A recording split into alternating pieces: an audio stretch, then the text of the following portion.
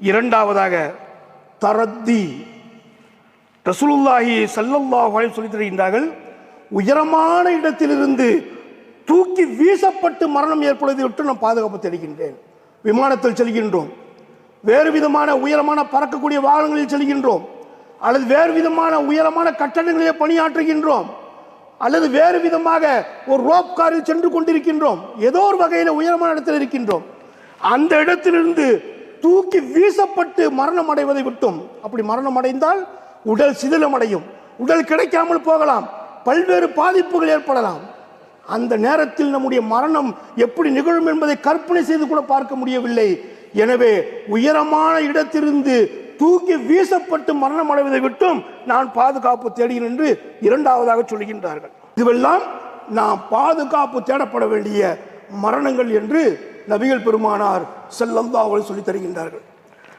அல்லாஹும்ம இன்னி அஊது பிக்க மினல் ஹரமி வ தரத்தி வல் ஹதமி வல் கம்மி வல் ஹரீகி வல் கரகி வ அஊது பிக்க ஐ யதஹப்பத்னி ஷைத்தான் இந்தல் மௌத் வ அன் உக்தல ஃபி சபீலிக முத்பிரா வ அஊது பிக்க அன் அமூத லதீகா.